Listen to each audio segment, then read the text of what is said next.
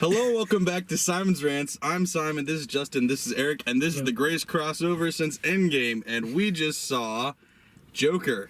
So, how did we feel about it, boys? Sucked. So many. No, don't do that. We're gonna get immediate dislikes. I thought it was awesome. Yes. I really did. Yes. I wasn't convinced it was going to be the whole time. I got a little bit scared during, I want to say, the first half hour or so of the film.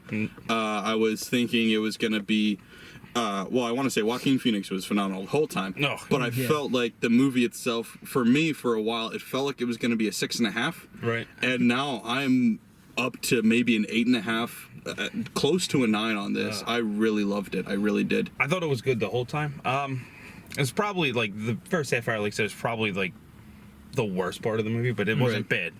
But it just, I wouldn't say that. I would say, I don't know, I'm thinking like a 9. Annoying. I'm thinking a 9 on this for sure. I really want to go watch it again. Yeah, I definitely do need to watch it again. For the first half, I don't know. It was definitely well acted, but I just really was not enjoying many of the people. Really? Like, Joaquin Phoenix was great, but just a lot of the other surrounding characters, I just didn't like. And then the second half started to come through, reveals started to happen, all started to make sense again, and I just really started to enjoy it. Yeah, the beginning section that I didn't like, I only didn't like because I didn't get it.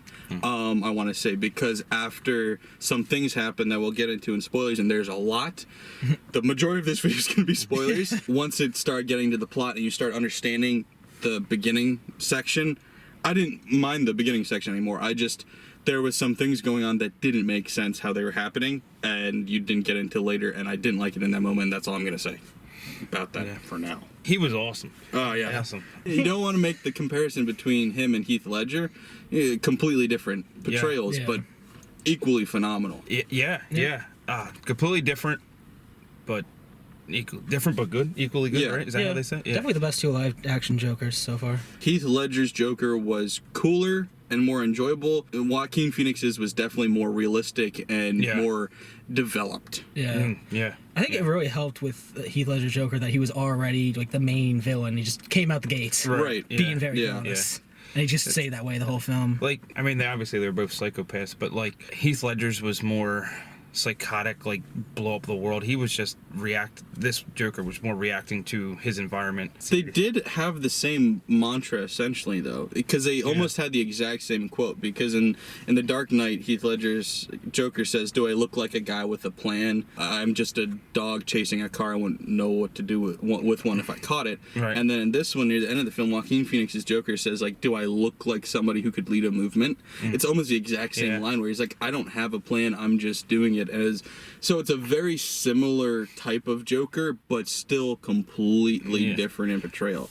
And honestly, this felt almost the most like a comic book Joker I've ever seen live action. I think, as you mentioned, there's Cesar Ramon? Romero. It was like a twisted take on him. Right. A very twisted take on him. Awesome twist. Yeah, very twisted. A lot of Andy Kaufman in them, too. He really reminded me of Andy Kaufman with the whole, like, humor that is for him and only him. Yeah, no one else can get it. Anti-humor. Right. Yeah. And, before it was a thing. Yeah, before. Yeah. Exactly. I mean, Kaufman was the 80s, right? 70s, 80s. For the longest time, I've always said The Dark Knight is the greatest superhero comic book movie of all time, and as of recently, I've been saying that that Logan is the second best. Yeah. I think Joker could be the new second best. It's up there for me, man. I don't know if it's my second best. Yeah, I really need to have another rewatch now that I have these reveals. I can go in knowing what's going to happen again.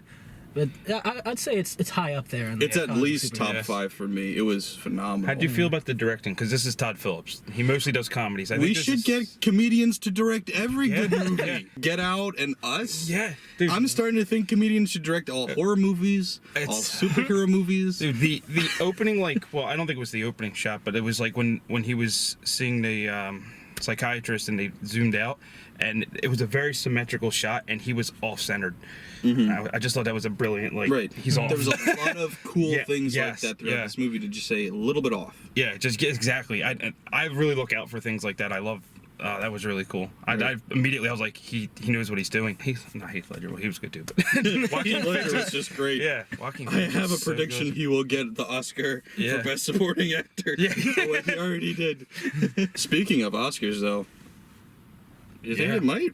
I don't know. Well, it did win the Venice Indie Film Festival Highest Award, and usually the winner of that and the Toronto one tend to be nominated for awards. They don't always win, but they tend to be nominated. I do see nominations. I don't know about wins though. Because I think it still has that comic book. I feel like it's more of a Golden Globe type movie than an Oscar. I feel like Joaquin Phoenix could easily win Best Actor in Golden Globe. Yeah. Okay. I don't know that this movie would even be nominated in Oscars though, because it is much more of a Golden Globe type movie, despite it being more popular among fans and critics for some reason, which I do not get. It's currently a 62 on Metacritic. How could the critic consensus for this movie be a 62? I do not understand that. I really think it's just they don't like that Joker's like the center point of this one. I think Disney's Bane. I don't. Well, not. And I'm not a DC fanboy. I'm just saying. I'm not.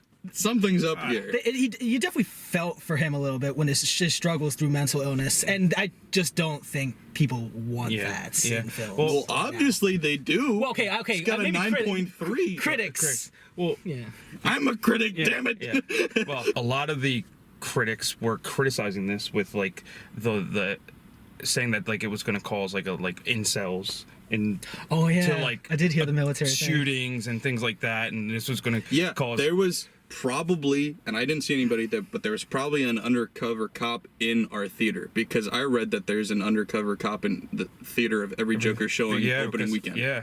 So maybe there's probably a cop in there that we didn't see. But it seems to be a lot of critics tend to be a little more on the left. Maybe they're giving it a negative rating for that. I don't know. I mean, I think it might have something to do with it. It was very political. I enjoyed the politics of this movie, though, because it was very anarchist. So it was very negative to everybody. Yeah. Which is what I am. I love that. Yeah. It's just like, screw everybody. Everybody's crazy. And it even touched on the PC crowd for just a little bit when she's like, you can't joke about that. Right. Yeah. Yeah, that's what I thought. Which was one of his funniest jokes, by the way. Yeah, some great anti-humor. Yeah. I've heard recent comments from Todd Phillips. He's definitely that was probably definitely on purpose. He's very aware of the PC crowd. Well, it got getting against that. To the critic thing, it got so bad that Warner Brothers did not allow any more media on the red carpet when it was premiered, because the media was criticizing it with all that incel attacks it's been ridiculous, and it has been, to a degree, fear-mongering. Yeah. And I don't know who started it. I don't know if it's just genuine from the critics, or if, like I said, Disney started this, but somebody is starting a campaign to try and ruin this movie. That's an interesting thought. I know it's kind of conspiracy, but Disney would start that. Because, no, I mean, it's funny, but, like, dude. Have you ever seen a negative review for a Disney movie? I mean, they own not the like critics. Cute ones. Yeah. I'm not talking like YouTubers. No, you get like the sporadic top like, critic, like real, like Vanity like, Fair, like these. Yeah, you don't. Yeah. Well, it's like years ago when I used to read a lot of Rolling Stone. Sorry, Justin. Rolling Stone magazine. I'd always look at the reviews, and they never give anything lower than like a 3. But it would actually benefit them to give good reviews to music, because who wants to read about bad reviews? So like, it's certainly a thing. Sorry, Justin. Make your point. I apologize. No, it's interesting with this Joker, because if you took away the shooting from The Dark Knight and you take away the whole military incel report, this Joker kind of seems like he'd be like the very far left crowd's favorite person. Because if he wasn't the Joker, he's very down with. He's certainly not a conservative. No, the movement he's gotten involved with is very down with the rich. Is very maybe tear they're down mad the because police. he's their movement, but he's crazy. Yeah. It's like misrepresenting their movement to them or something. Yeah. Hey, I could we definitely don't all live with our moms. Okay, so pet peeves. We'll get some pet peeves out of the way real quick before we get into spoilers. There wasn't a lot of CGI in your face in this movie, but what CGI was in this movie was noticeable and unnecessary. So there's a lot of CGI blood in this. There was some, I think, practical blood, but there was a lot of CGI blood. At one point, it sprays on his face, and then it just stays there. It's just CGI blood on his face, and you're like, you couldn't have put some blood on his face and then went. Yeah. Also, they're trying to make, the city look like it's the 80s, and so they put on like a sepia filter, a really light sepia filter, and it's like, okay, but like it's ultra HD cameras still, you can tell. And it's just a lot of stuff like that, like, he's sitting on a train and you can see out the back, and it's obviously a CGI background and stuff like that. So it's like, it definitely a little bit low budget in that. I would say that despite Joaquin Phoenix's acting being brilliant, not all the acting was. Right. Yeah. Most of it was, but not all of it, and some of it stuck out as mediocre. A couple of the dialogues too. And lastly, I do not buy Robert De Niro as a comedian.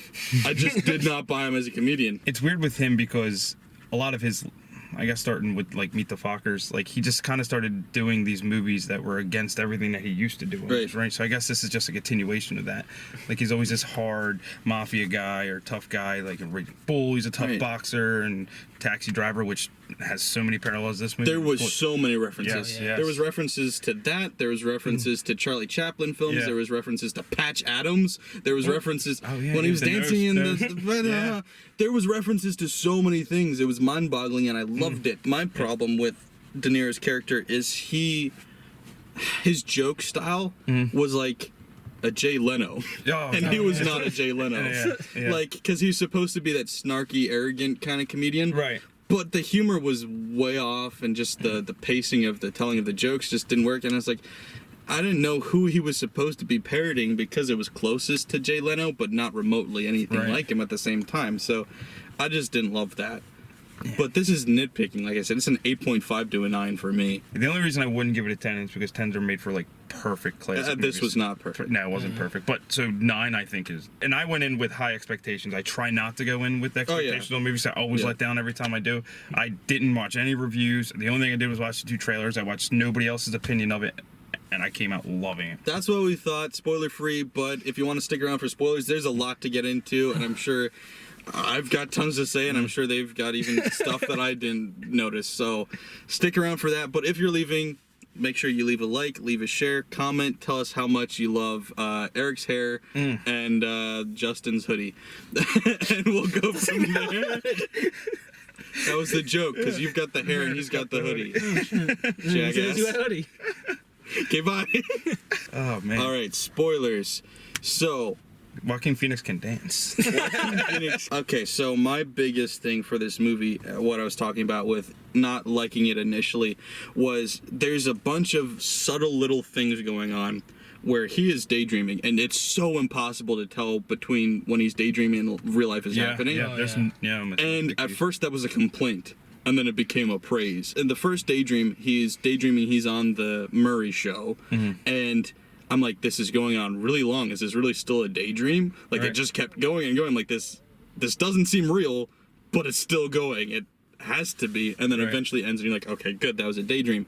And then some other random stuff happens, and you're like, this is getting kind of ridiculous. Like, he just walks into this girl's room and makes out with her, and you're like, what the hell? I was so glad that was fake, because I was like, I hated her character until I found out it was all fake, and then I was so happy. I was teetering on a 6 for the movie. I was like, this is unbelievable. It's unappealing. I'm so confused. The acting is horrible. And then it went, oh, this was all a daydream. Because, by the way, in the daydreams, the acting is worse on purpose. And it's phenomenal because it's subtle and brilliant, and I loved it. And you were hinting to us that you noticed his voice changing. He would talk like a caricature when he was doing it, and he would be a little higher pitched, and he would pause, and he would talk like this, and I was like, why are you talking like that? Stop doing that. The acting's horrible. And in one scene you're brilliant, and in the other scene you're doing this. Why are you doing that? Oh, because it was on purpose, and you're a genius, and I apologize. A madman playing a madman. That's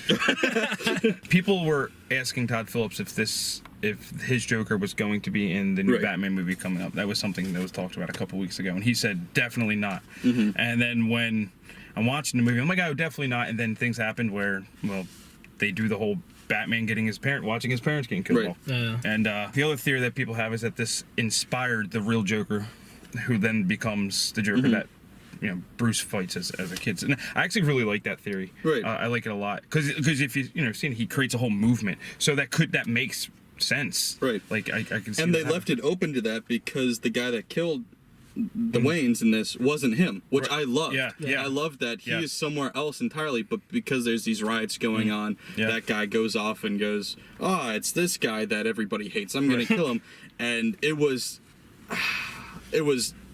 just such a good scene. Yeah. It was such a good scene. They had them coming out of the original Zorro, which was perfect.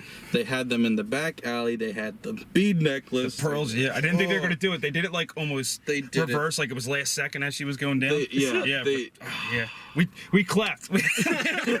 Yeah, you saw a small clap going. I kind of like in retrospect. I was just glad that the scene was so well done. Yeah, it wasn't but it was like, murder, screw Martha Wayne, we hate her. I was glad I wasn't tired of seeing his parents die again. Bruce looked a little tired of it though. Just complete shock, no emotion. Again, this happens every 2 years. And in 2 more years, when I have my own movie, it better not happen again. Oh, it definitely will. It's going to. So I think all of our favorite scene was the dancing scene down the stairs. Oh, that was so good. So great. That was when I went, I adore this movie. I adore it. Because it's this great scene where it's like, it's essentially the Joker's coming out party. Yeah. Like he's fully zoned now. He's got the suit. He's got the makeup. He just did his first uncalled for murder. Yeah, he did murder that wasn't in self-defense. He just did it for fun, essentially. Yeah. Now he's outside. He's got it's like some sort of poppy rock song playing or something. I forget who it was. And he's going for it. Like he's like humping the air and he's like fist pumping and doing all this stuff. And then it cuts out and the music's gone. And it's just two cops staring at him. Like, isn't that the guy? And then he's just like, oh shit. And they're like, get him. And that was so good. Yeah. I think part of what makes that scene work is they showed those stairs 2 other times where he was really depressed, like walking up them with his head down. So then you see this, he's finally come to realize who he is and he's like, celebrating it. I don't know. That was a brilliant. And I don't know if this is on purpose, but going with that artistic style to it, the first shot, he's right at the bottom, and he even trips a little bit going up the stairs. Oh. The second time, he's up at the top of the stairs. He's still slouched, but he's walking a little straighter. Didn't notice that. And then he's straight dancing down them. Yeah, he really tackles those stairs the second time. Yeah. Oh, man. All right, Todd Phillips, man. Hangover is such a brilliant movie. I knew it all along. The ending was doing its impression of Lord of the Rings, where it was like, we're going to have 20 endings for no reason. But that last ending that they went with should have had Harley Quinn in it. I really thought it was going to go that route. Yeah, I didn't think of it. Yeah, that would have been a nice little touch. What would have been mind-blowing is if it just, he's at the table talking and then it pans over and it's Margot Robbie. Oh, that would have been I was like, I know they're not going to, but please do it. Please do it. Please do it. Like, I really expected it to end on him saying her name, like just Dr. Quinzel or something. Harley. Or like over the speaker, like just some indication Dr. that Howard, was her. Dr. But Howard, yeah, Dr. Howard. Yeah, we need you in the psycho ward. So how the movie should have ended was, so he gets into somebody hits the cop car with him in on purpose because it's essentially the Purge is going on. There's a bunch of clown people all creating their own version of the Purge in Gotham City. Long live the Purge. And they destroy the cop car entirely, killing the cop, and then he's like unconscious, almost dead, and they pull him out and kind of like lay him like a hero on top of the hood. Then he wakes up, and my first thought was it was just going to end with him dead. Right. But then he wakes up, and I'm like, he needs to just start laughing, and it needs to like pan out and fade to black. And that's how they should have ended it. And they almost seemed like they were going to, and then it was like, oh no, he got up, and now he's starting to dance. Okay, that's a fine ending. Yeah. Out, and now he's still dancing, and we've got wicker chairs and people chanting. And it's like, all right, well, that's cool. And then it cuts to him talking to the doctor, and you're like, all right, we're going to end here. And then he says, I just thought of something funny. And she goes, do you want to tell me? He goes, oh, you wouldn't get it. I'm like, all right, we're going to end here. And then it doesn't. And then he's running through the hallways, and you're like, okay, it's going to end here? And then it finally does, and you're like, okay. Yeah. When they had him on the car, and they were treating him like a hero, that was very Taxi Driver to me, because you had this horrible person who did all these bad things and was being presented like a hero. Yep. Yeah. So that was very Taxi Driver to me. The whole movie was Taxi Driver. Like, even down to the work environment he worked in, and you got the big bald guy. I was like, this is just Taxi Driver. He's sitting at home alone playing with the gun. Yeah, he did the dancing with the gun, and I'm like, are we sure this isn't Taxi Driver? The laughing, the uncontrollable laughing, was it real or not? I don't know. That was one of the cool I'm so things. glad they never officially did that. I stated that. Like, I was very annoyed by it at certain points at the beginning because it just felt really inconsistent. Yeah. And then I don't know. Was it real? Well, I felt like he was, once he became the Joker, it went away. Like, he didn't do it until... He definitely seemed to gain more confidence in himself. He said. Yeah. He said, "You always told me that the laughing was a sickness, but the laughing is me." Yeah. So when he became the Joker, he could control the laughter and do it when he wanted to. Yeah. And the laugh was awesome. Yeah, it was like a demented version of the Cesar Romero again. Yeah. It was awesome, and he genuinely looked like he was in pain and sounded like he was in pain when he was doing it. Like he was involuntary. crying. Yeah. And it was, I think he's like choking on it, and it was so good. And he deserves some sort of award for it. If he doesn't get the Golden Globe, I will be genuinely surprised, unless Christian Bale has a movie coming out that I don't know about where he's a Vice big 2. fat guy again or something. No, it'll be 45. And then It'll be Trump. He's gonna play Obama. this Christmas, Christian Bale in Barack. Yeah. Directed by Tyler Perry. Only on Netflix. Yeah. No, only on Hulu. It's a Hulu I was gonna say. exclusive. Tyler Perry is playing Biden. Just standing behind you creepily. With some little girl. But they're just the same heights as they normally are. This is like one of those like fake Adam Sandler movies. And like In one of his movies, like one of the fake movies within the movie. Yeah. I feel like there's more spoilers too. There was so much that happened. Like my mind was blown multiple times in this movie. The only thing that really got me with his movement was just how fast that came together. A clown killed some rich people. Movement. I think the point it was trying to make is the same thing along as Taxi Driver and those other movies, is how everybody is so close to the brink of insanity already. Yeah. And all everybody needs It's just a a push. You guys ever read Killing Joke? Yes, I did. storyline? Yeah, I did. Yeah. I know when they first announced it, Good everybody point. thought it was going to be more similar to Killing Joke, but it does take quite a bit from it. He's got the same comedian. It's the same sort of deal. philosophy of One it. bad day. Yeah. I can't say enough good things about this movie. Still nitpicks. It was uneven at times. I thought some of the acting was iffy. I thought some of the writing was iffy. You pointed out some things kind of went quickly. So there was some pacing issues. But overall, I enjoyed the heck out of this movie, man. Like, I really did. Did anybody else expect many more people to be here? I know a bunch of people who either just aren't interested in this movie or for some reason or another just don't really want to see it opening weekend. Yeah, people are boycotting it So- because of the fear of a shooter. Yeah. Oh, well, we survived, so. Yeah. Thanks to our undercover cop in there. Yeah. He was watching out. Hey, Frank. Yeah. When he was on the car, like at the end past that, was he doing like a Christ-like pose? I was trying to look for it, but I didn't notice it was his arm. But you know what I mean? To me, it was very reminiscent of the Suicide Squad Joker scene where he's lying on the ground car. with all, like, was it knives surrounding him? Yeah. Okay, and he was Yeah. like laughing. You know Yeah, I thought Maybe was that the only reference to that Joker? Would you say? Because I couldn't watch that movie. I don't so I think didn't it get was very far a into it. direct reference to that, because all three of us got something completely different out of it. Because Okay. you got Christ, Yeah, you got other Joker.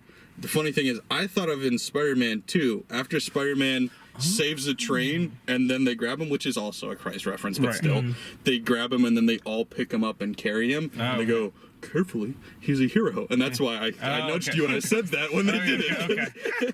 I think it was a subtle, like, savior type, Right. leader of a movement type thing going on there. I don't think it was supposed to be an overtly, oh, he's Jesus Right. Christ or anything, but because they know, and Todd Phillips has come out and said, this is not about a good guy. Right. It's yeah, not. Yeah. No. It's not supposed he's to be. Not, yeah. If he's not you good if at all. you idolize the Joker, you're a messed up person. Yeah.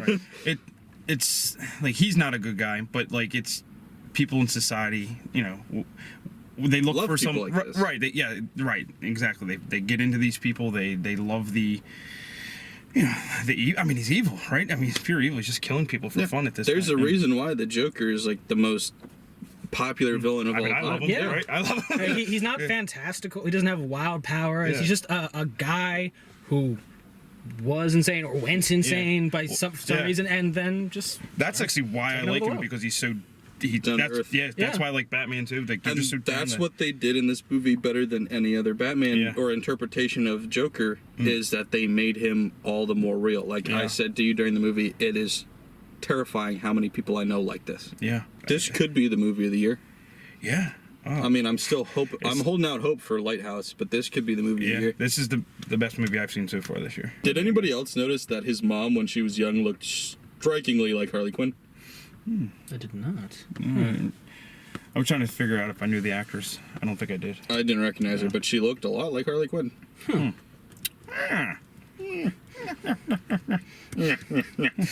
the Three Stooges. Larry, Curly, and Moe. You just need to shave right here. I need to get a bowl haircut. Yeah. And shave. I'm good. We can I gotta definitely put on some weight though. I got the most dedication. Yeah, you to this can role. take my weight. Yeah. The Thomas Wayne's son storyline. That was reminiscent of Dark Knight Rises, but better than Dark Knight Rises, because Dark Knight Rises did the whole double plot twist. Yeah. That would make you go, hold on, this is completely inaccurate to any comic book ever, and they goes, oh wait, no, it's what you thought it was. Yeah. But this time I was happy. Yeah, I was very happy it turned out to not be Thomas Wayne's son. I was furious. That would have been the wildest shit. When furious. they said that in the movie, I'm like, no, that's like at that point that was the worst thing in the movie for me. That was like at the half-hour mark where I'm going, I don't like this. But then I started to think as he's trying to research it, and once he found out that he might have been adopted and she might have been delusional, I was thinking it would be cool if they never definitively said either way. But and I'm actually kind of didn't. Right? Yeah, because I was thinking maybe they're just trying to show Thomas Wayne as like just a liar. Maybe he did cover it up, but then he's crazy. Who knows? Like, who knows what the truth was? And I thought that was a good touch. I mean, didn't they show like they the whole showed the records? records say that he was an abandoned child that she found, but I mean, you can't really prove that, and that's not something that a psych ward would know. Right. So I do think that it was kind of left up to interpretation. They do have that picture at the end. Who wrote? Yeah, TW. TW, yeah. You look beautiful, or whatever it said. I love you, and TW. then also, how do we know for sure that wasn't actually in his head? Like several other scenes in the movie, you were just like, right, and that was in his head. That was such a good double plot twist, because I will say I had no idea where this movie was going after the first half hour. Yeah. Because all I got from the trailer was he's gonna go crazy, his mom's gonna die, and then he's gonna start a movement. Yeah. I didn't know anything else that was gonna happen, and that's a great trailer, by the way. I thought it was such a great double plot twist because I had no idea either twist was coming. Because when he goes, hey, you're his son, I was like, it was really abrupt, it was really unceremonious how it was told, and I was like, oh god, no, don't do this, oh, that ruins everything. And then you find out from the psych ward that you think that it is the truth, and you're like, oh, thank you. And then it increases the obsession factor that he has with Thomas Wayne, which that's always a correlation between an insane guy and a murder, is there's an obsession factor. Yeah. And I was like, this is great, I love this, so good, lovely. Yeah. The end. Yeah, they really recovered themselves with that. Yeah. I really should have. This is wildly off topic, but I really should have realized more that the scenes with his quote unquote love interest in the movie was a dream. Because what was really bothering me the most about her was that he followed her all the way across the city to the bank, and she was just fine with it. Yeah. And that should have been my first sign. Yeah, like you were saying, her character was awful. Like, and then he just walks over to her, eventually knocks on her door like the next day or whatever, makes out with her, and I'm like, what kind of character is this? Yeah. Like, but they were subtle about it. Yeah. Because you just thought it was stupid. I really believed it. I believed it. I was. How many movies? And you both know this. How many movies flat out trick me? Yeah, not a lot. That's what I said. I'm like, it took a comedic writer director to trick you.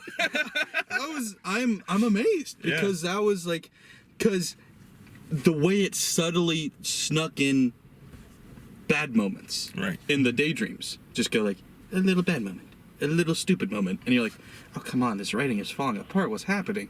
And it's like, oh wait, guess what, fooled you. It was clever writing the whole time. It was so subtle, so well done, and I did not expect this, because one of the things that I said when I saw the trailer was, I hope this movie's great, but what I'm terrified of is that Joaquin Phoenix is going to be awesome in a mediocre movie, and that was not the case. Yes. Whereas half an hour in, that's what I was thinking was happening. If that was the case, at least we would have got an amazing Joker. Yes. Yeah. So that would have been the best with takeaway. A really weird Harley Quinn love interest thing. Although if she was Harley Quinn, I wouldn't have been mad. Yeah. I liked her look. Right. Yeah. It was inspiring me to knock on my neighbor's doors and see what would happen. This would be a weird Joker family. Yeah. Joker, Harley, their new daughter for some reason. Mini Harley. Yeah, Big Harley. Harley Jr. Harlette. Yeah, Harlette. I like the Chaplin imagery and reference. Yeah. It was a little less subtle for I guess film buffs than for anybody else, but Yeah. it was still subtle enough that it was enjoyable. Where it was like talking about that. I mean, that's what Modern Times was about. That movie Right. was about modern times. It was like the fall of man to capitalism, which is what the Joker's whole movement in this movie is about. And so it was a nice little touch, a little bit, heavy-handed if you get it. They really put it. If you It's understood like- what they were it's like, going with it. Modern times, you get it. Do you get what we're talking about here? But it's like if you're not like into film like that, then Right. you wouldn't get it at all. Like I'm sure you didn't. None of it. Yeah. But it's like if you know that film, then you're like, yeah, I got it. And another correlation between this and a Chaplin movie was like Chaplin in The Great Dictator, they found a way to build in a monologue that was seamless with the plot. Because him on the talk show turned into a straight up monologue. That was a great but he was on a talk show, which it was a little bit of a stretch. Right. It went on a little bit too long. It had a little bit of movie magic fantasy world in it, but it was still within the realm of possibility, whereas you can't have that monologue in a normal conversation. And so they were able to put that into the film much easier. And granted, there was a few moments throughout this movie where it was a little bit heavy-handed, where like we were talking about when he first does the plot twist of like, this was all a daydream. It goes like, see, it was a daydream. See, it was a daydream. Yeah, and it's like, we got it the first time, buddy. They had a montage. They had a montage of clips showing you him, like supposedly talking to the girl, but she's not really there. And it's like, we got it. You just said that. You didn't have to do this minute-long montage of. I just want to make sure you got it. Right. Which is why I cannot give this movie a 10 or probably it's even a not 9 perfect, because as clever as it was, it really wanted you to know it was clever. Well, we didn't bring up you mentioned the monologue on the talk show, but like dude, he shoots Robert De Niro and obviously pulls out the gun. You got to say, but it was such an impactful like whatever. I don't know, man. That was a crazy murder scene. Most of the murders in this movie were, for lack of a better word, fun. They were well done though. Like. When he stabs the fat guy in the neck, then the eye, and then slams that his scene head in. was so funny though. And the midget. You were the only one who was nice to me. Dude, they still managed to put humor into this sick and demented scene like that. Because this is one of the only characters that can do that. Yeah. And then the midget goes over to the door and it's locked and he can't unlock it because he's too short. Oh, God. And then he's like, I'm not going to hurt you. You were the only one that was nice to me. Yeah, kissed him on the forehead. Some of the humor like that was a little bit predictable, like you saw it coming, but it was done well enough that even when it was predictable, it was enjoyable. Right. Yeah. I kind of thought he might have killed him there. I kind of thought he When might. you were But going for him. yeah. Or at some points he was gonna just slam the door on him. But It's another like go. movie logic thing. Like I would have just ran right to the cops. Like it was the next day or later that night, like hours later when he was on the show. It wasn't the next day, but it was hours later. Like I would have called the cops. Yeah, there was definitely a decent amount of movie logic in this movie. But I liked it. Yeah. I enjoyed the movie. That's fine. Yeah, they're more nitpicks than anything. Yeah, There's and that's the one thing that I would say about this movie is it's got its fair share of nitpicks. Yeah. But it doesn't have any glaring things. Yeah. And I've said this to you before, but when I come down to really trying to figure out my exact rating for a movie, for every nitpick or couple of nitpicks, I take off like half a point. Right. If it's a glaring thing, I'll take off a full point, and I can come up with like 3 nitpicks for this movie tops. So, yeah. It was okay. We didn't like it that much. Yeah, so I'm never gonna watch that again. Nope. Why didn't have Batman in it? Like as What Batman. the hell? Where was Harley Quinn? This movie has just completely ruined my superhero fandom. Where was just Jared my entire Leto? life of it just gone. Why did they not recast Jared. Jared? I wanted a hologram Joker of him. So we already established that the best scene is the dancing on the stairs. Yeah. Second best scene is when he does wake up and he's bleeding from the mouth, and then he Yeah, and he does I think, yeah. Yeah. was And then saying- the third best was Martha Wayne dying. All right, I think we've rambled on enough. yeah, good So go see it. It was awesome. Buy it on Blu-ray or DVD or whatever you want to do when it comes out. It's a good movie. I liked it. It was okay. Okay, bye. Wave. Now turn the off button. Where's the off Stop recording. Stop recording. How? Just cover it up. No, but seriously, stop it.